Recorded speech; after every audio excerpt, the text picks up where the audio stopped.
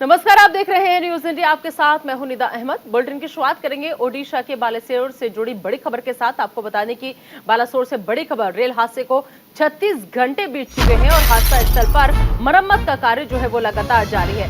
Track से ट्रेनों का आवागमन शुरू नहीं हुआ है। क्षतिग्रस्त बोगियों का मलबा फिलहाल पसरा हुआ है। 21 बोगियों को पटरियों से हटाया गया है।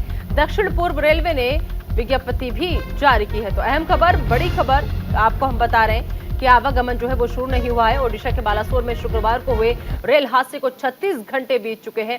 आलम यह है कि अभी भी इस ट्रैक से ट्रेनों का आवागमन जो है वो शुरू नहीं हो पाया है। अभी भी ट्रैक पर ट्रेन एक्सीडेंट के कारण क्षतिग्रस्त बोगियों का मलबा जो है वो पसरा हुआ है, जिसे साफ किया जा रहा है। हादसे में 288 लोगों की मौत हो चुकी है। वहीं हालिया नए आए अपडेट में ये सामने आया है कि घायलों की संख्या 1091 हो गई है। रात भर में पटरियों पर पसरा अधिकांश मलबा हटा लिया गया है।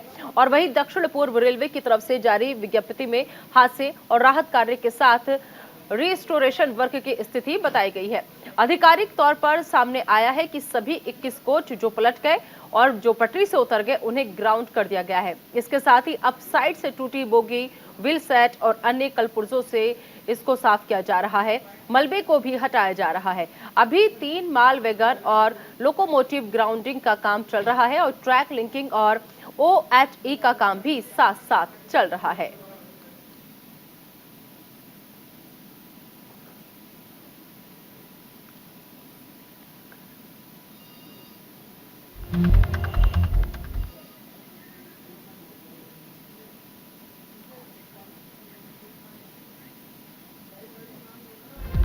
तो अहम खबर, बड़ी खबर, विपक्षी नेताओं ने रेल मंत्री से इस्तीफे की मांग की है। लगातार विपक्षी नेता जो है वो रेल मंत्री से इस्तीफे की मांग कर रहे हैं और रेल मंत्री अश्विनी वैष्णव ने सवालों का जवाब दिया है। ये समय राजनीति करने का नहीं है। बता दें आपको कि अहम खबर, बड़ी खबर, अभी राहत पहुंचाने का वक्त है। पूरी ताकत के साथ हम काम कर रहे हैं। मैं कहीं नहीं जा रहा हूं, मैं यहीं पर हूं। तो आपको बता दें कि हादसा स्थल पर मरम्मत कार्य लगातार जारी है और इस बीच आपको बता दें कि इस हादसे पर सियासत भी तेज हो रही है। कवच सिस्टम को लेकर कई सवाल जो है वो उठ रहे हैं और विपक्षी नेताओं ने रेल मंत्री से इस्तीफे की मांग की है, क्योंकि जो विपक्षी नेता है वो लगातार रेल मंत्री से इस्तीफे की मांग कर रहे हैं। रेल मंत्री अश्विनी वैष्णव का बड़ा बयान इस दौरान सामने आया है, क्योंकि रेल मंत्री लगातार वहां पर मौजूद हैं। हादसे की जांच जो है वो पूरी कर ली गई है। ये अहम खबर, बड़ी खबर। तो रेल मंत्री अश्विनी वैष्णव का ये बयान, क्या कहा उन्होंने, सुनवाते हैं आपको। दर्द जो कमिश्नर रेल सेफ्टी है वो अपनी इंक्वायरी रिपोर्ट जल्दी से जल्द देंगे। जैसे इंक्वायरी रिपोर्ट होगी सारे तथ्य पता चलेंगे, लेकिन एकदम क्लियर इसका रूट कॉज, इस इतने दर्दनाक, इतने भयानक एक्सीडेंट का रूट कॉज ऑलरेडी आइडेंटिफाई हो गया है। जो कमिश्नर रेल सेफ्टी है वो अपनी इंक्वायरी रिपोर्ट जल्दी से जल्द देंगे। जैसे इंक्वायरी रिपोर्ट होगी सारे तथ्य पता चलेंगे, लेकिन एकदम क्लियर इसका रूट कॉज, इस इतने दर्दनाक, इतने भयानक एक्सीडेंट का रूट कॉज ऑलरेडी आइडेंटिफाई हो गया है। और इस खबर पर ज्यादा बातचीत के लिए हमारे सहयोगी प्रताप भारती इस वक्त हमारे साथ जुड़ चुके हैं। आइए उनका रुख करते हैं। प्रताप, आप इस वक्त वहां पर अस्पताल में मौजूद हैं। सबसे पहले ताजा अपडेट आपसे जानने चाहेंगे, क्योंकि घायलों की संख्या में भी इजाफा हुआ है और 1000 के ऊपर यह आंकड़ा पहुंच चुका है।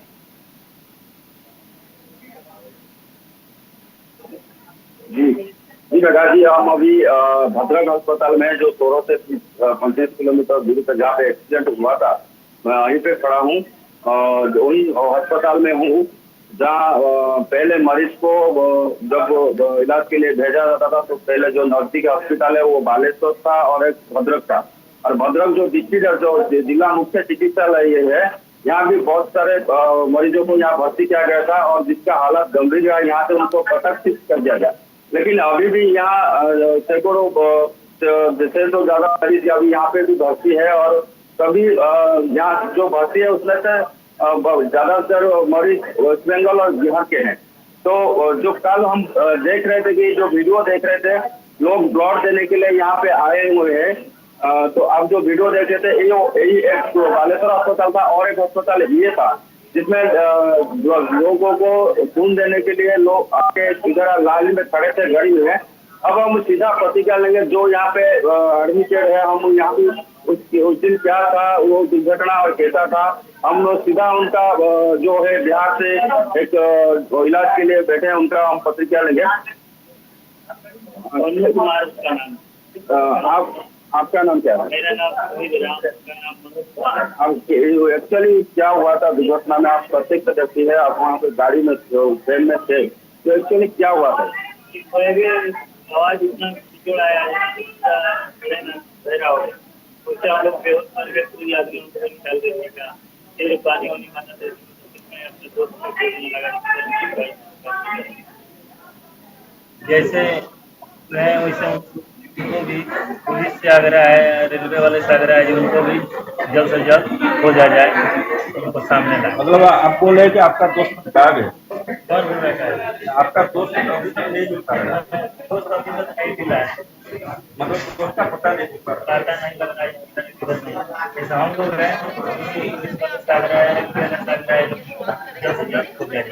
जैसे कि आप देखे मेरा कि वो बोल रहे हैं कि उनका जो दोस्त है वो अभी तक पता नहीं पा रहे, लेकिन इससे जो टूट गया है वो भी एक्सरे किया है, थोड़ी देर पहले दिखा रहे थे। अभी यहाँ पे है और भी कुछ बिहार से है और है, उनको भी, बंगाल से आप क्या हुआ था? तो जब भेज से पहले आपको क्या याद है? भेज से पहले क्या हुआ?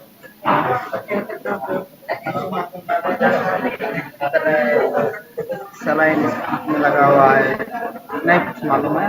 अब जनरल में थे या ऐसा में?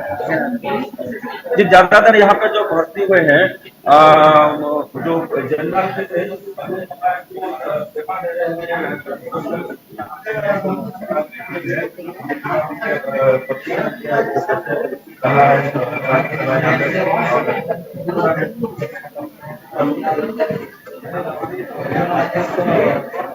जी, अभी तो अस्पताल की टीम है, सेवा दे रहे हैं। अब देखिए जैसे वो कालू से परसों जब आए यहाँ जो मरीज यहाँ पे हुए तो सेवा दे रहे हैं और सेवा के साथ चलता है।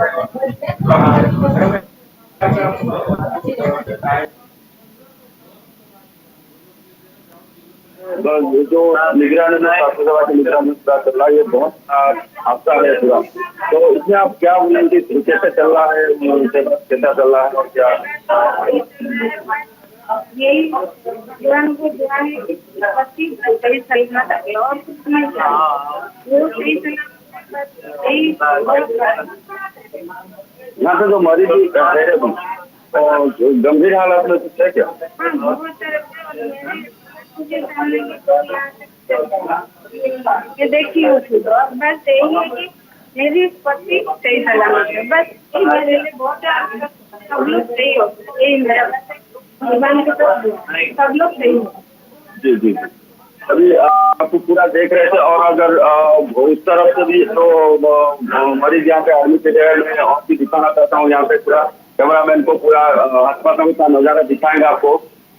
यहाँ पे पूरा भक्ति से पूरा अभी कुछ मरीजों को जो गंभीर लोग हैं उनको प्रसंग किया गया है और यहाँ भी और उस तरफ से और भी रूम में है पूरा भद्रक में पूरा टीम लगे हुए हैं भद्रक के। और जैसे कि आप देख रहे हैं अभी यहाँ पे पूरा और ये इमरजेंसी भर्ती हुए हैं जिनका हालत गंभीर है। और पूरा में भद्रक का जो आप देख रहे हैं भद्रक का हॉस्पिटल का नजारा का यहाँ पे जो जहाँ पे ब्लड देने के लिए लोग लाइन पे खड़े थे उसी एरिया है ये। इस जगह ये वही जगह है जहाँ पे लोग ब्लड देने के लिए पूरा लाइन में धूप में गर्मी में खड़े होके आए थे। ये पूरा देख रहे कि वो सब ट्रेन में जो दुर्घटना में गंभीर हो और घायल में जी। और एक अभी दुर्घटना में ये एडमिटेड है उनके निवास कुछ आप वो थे ट्रेन में जो थे क्या हुआ था एक्चुअली आपको कुछ पता है?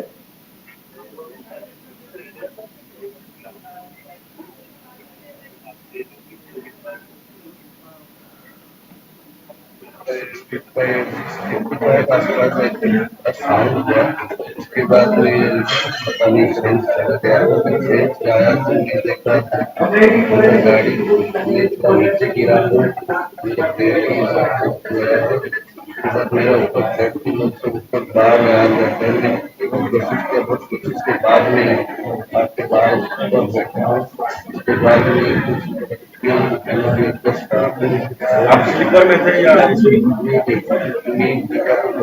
ठीक है प्रताप, आप आएंगे आपके पास। दरअसल अंदर से तस्वीरें अस्पताल की जहां पर घायलों का इलाज किया जा रहा है, वहां हमारे सहयोगी मौजूद हैं जो जानने की कोशिश कर रहे हैं कि फिलहाल घायलों की स्थिति क्या है। और वहीं इस ट्रेन हादसे पर कई नेताओं ने भी ट्वीट किया है और बयान भी सामने आए हैं।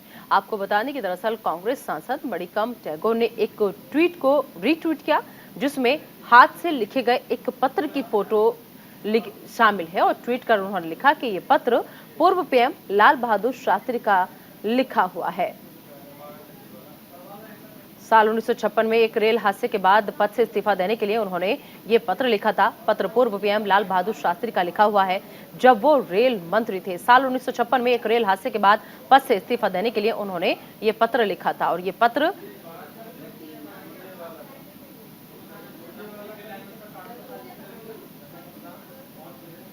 तो कांग्रेस सांसद है मणिकम टैगोर।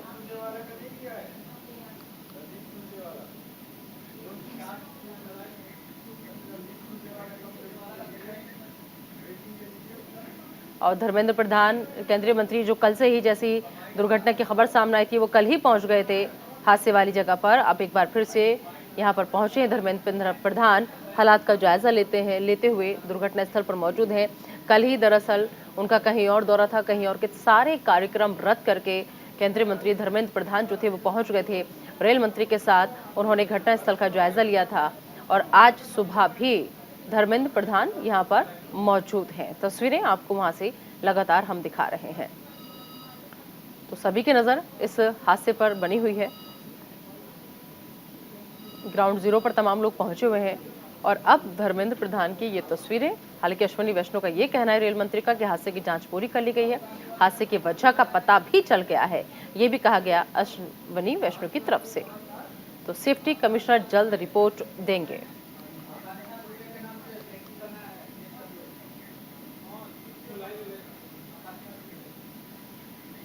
तो रेल मंत्री अश्विनी वैष्णव की भी तस्वीरें आप देखिए, वो भी रात भर यहाँ पर डटे रहे, घटनास्थल पर मौजूद रहे। और अब ऐसे में धर्मेंद्र प्रधान को एक तरफ देखिए, आप दूसरी तरफ रेल मंत्री अश्विनी वैष्णव को देखिए। चलिए आगे बढ़ते हैं, रुक करते हैं कुछ और अहम खबरों का। बीजेपी और टीडीपी में गठबंधन की अटकलें तेज हो गई हैं। चंद्रबाबू नायडू ने गृह मंत्री अमित शाह से मुलाकात की है और बाकायदा बैठक हुई है। बैठक में बीजेपी अध्यक्ष जेपी नड्डा भी मौजूद रहे। तेलुगु देशम पार्टी के प्रमुख चंद्रबाबू नायडू ने गृह मंत्री अमित शाह और बीजेपी अध्यक्ष जेपी नड्डा से दिल्ली में मुलाकात की। तीनों नेताओं के बीच की ये मुलाकात करीब आधे घंटे चली। आगामी लोकसभा और विधानसभा चुनाव से पहले चंद्रबाबू नायडू की अमित शाह और बीजेपी अध्यक्ष से मुलाकात को बेहद खास माना जा रहा है। कयास लगाए जा रहे हैं कि टीडीपी इन चुनाव को लेकर बीजेपी के साथ गठबंधन का मन बना रही है। तो बड़ी खबर, अहम खबर, अहम बैठक हुई है। बीजेपी और टीडीपी में गठबंधन की अटकलें इस मुलाकात के बाद तेज हो गई हैं, क्योंकि कहा यह जा रहा है जिस तरीके से चंद्रबाबू नायडू ने अमित शाह से मुलाकात की है, क्या आने वाले समय में दोनों एक साथ नजर आएंगे? क्योंकि बैठक में बीजेपी अध्यक्ष जेपी नड्डा जो थे वो भी मौजूद थे।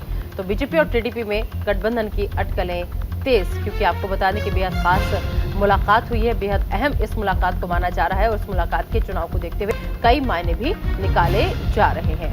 तो ये बड़ी खबर।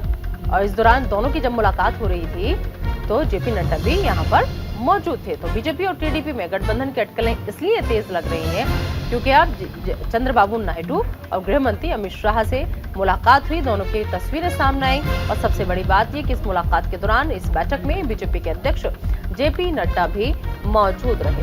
तेलुगु देशम पार्टी के प्रमुख चंद्रबाबू नायडू हैं, जिन्होंने गृह मंत्री अमित शाह और बीजेपी अध्यक्ष जेपी नड्डा से दिल्ली में मुलाकात की है। इस खबर पर ज्यादा बातचीत के लिए सीधा रुख करेंगे हमारे सहयोगी दीपक चौबे का, जो इस वक्त हमारे साथ जुड़ चुके हैं। दीपक, तीनों नेताओं के बीच ये मुलाकात हुई है, अब सवाल ये है कि बात क्या हुई है, क्योंकि करीब आधे घंटे तक ये मुलाकात चली।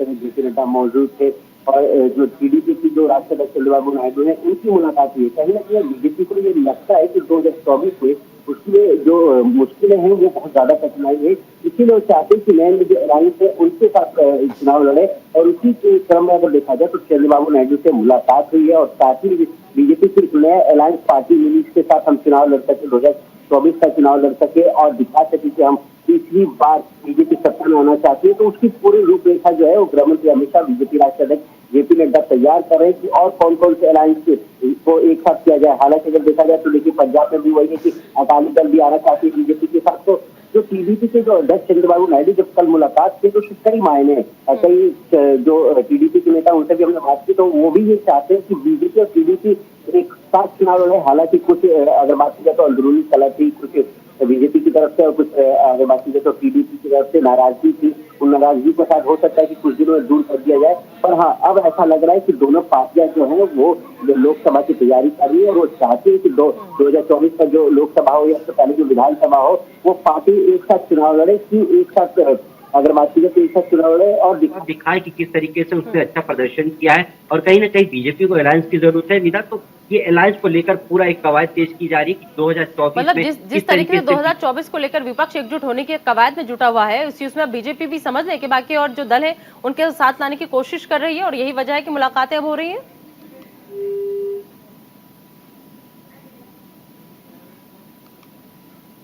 दीपक, आप तक आवाज पहुंच रही है? चलिए, तो दीपक से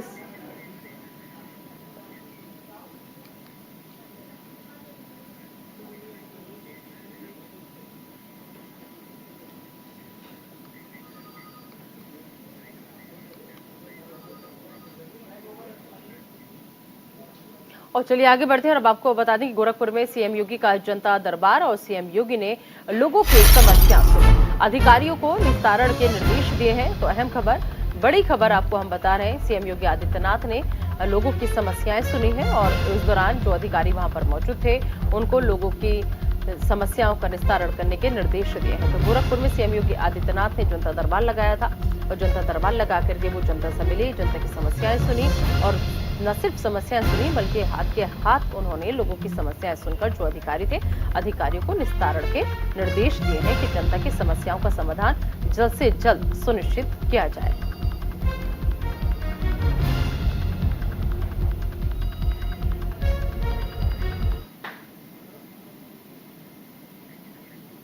उधर कांग्रेस नेता रणदीप सुरजेवाला के खिलाफ गैर जमानती वारंट जारी हुआ है। एमपी एमएलए कोर्ट ने गैर जमानती वारंट जारी किया है। कोर्ट ने 9 जून को पेश होने का आदेश दिया है। 23 साल पुराने मामले में हाजिर नहीं होने पर कोर्ट ने सख्त रुख अपनाया है।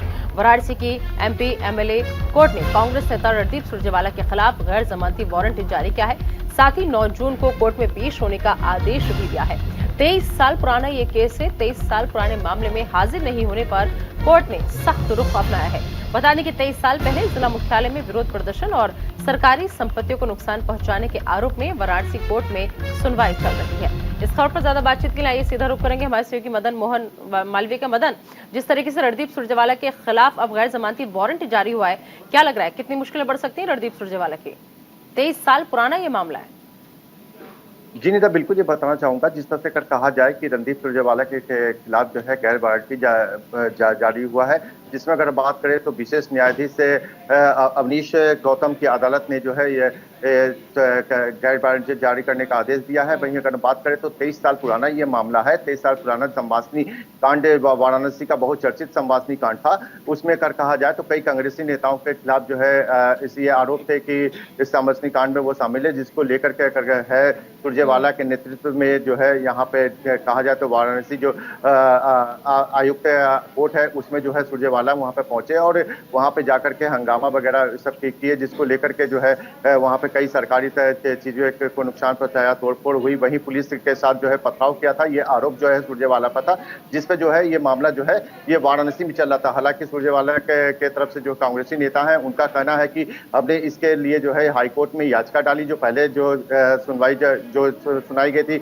उसमें जो है हमने हाईकोर्ट में याचिका डाली है, हमें तब तक जो है राहत दिया जाए जब तक कि हाईकोर्ट का कोई आदेश नहीं आ जाता है, लेकिन कोर्ट ने जो है इनकी बात को न सुनते हुए जो है गैर जमानती वारंट जारी किया है। तो इसको लेकर के अब कहा जाए तो 9 जून को जो है सुरजेवाला को जो है कोर्ट में पेश होने के लिए कहा गया है। अब ऐसे में देखा जाए तो सुरजेवाला की जो है ना मुश्किलें जो है बढ़ती भी नजर आ रही है, क्योंकि कोर्ट का जो है ये गैर जमानती वारंट जारी होना, उसके बाद सुरजेवाला को जो पहले भी जो कोर्ट ने कहा था आप नजर बनाए रखिएगा, आपसे अपडेट लगातार हम लेते रहेंगे। फिलहाल इस तमाम जानकारी के लिए आपका बहुत बहुत शुक्रिया। और राहुल गांधी के अमेरिका दौरे का आखिरी चरण है। आज न्यूयॉर्क में सार्वजनिक सभा को संबोधित करेंगे। एक हफ्ते से दरअसल अमेरिका के दौरे पर है राहुल गांधी इन दिनों एक हफ्ते के अमेरिका दौरे पर है और वो 30 मई को अमेरिका पहुंचे और तीनों शहरों के दौरे के आखिरी चरण में वो 4 जून को यानी कि आज न्यूयॉर्क में एक सार्वजनिक सभा के साथ अपनी यात्रा समाप्त करने वाले हैं। आपको बता दें कि कांग्रेस नेता राहुल गांधी ने वॉशिंगटन में भारतीय अमेरिकी समुदाय से कहा कि भारत में इस समय 2 विभिन्न विचारधाराओं के बीच लड़ाई चल रही है। रवि सराफ हमारे सहयोगी इस वक्त हमारे साथ जुड़ चुके हैं। रवि, एक हफ्ते से अमेरिका के दौरे पर है राहुल गांधी, आज उनकी इस यात्रा का आखिरी दिन है। क्या लग रहा है जब भारत आएंगे तो फिर अब क्या होगा, क्योंकि राहुल का इंतजार कई बातों को लेकर हो रहा है?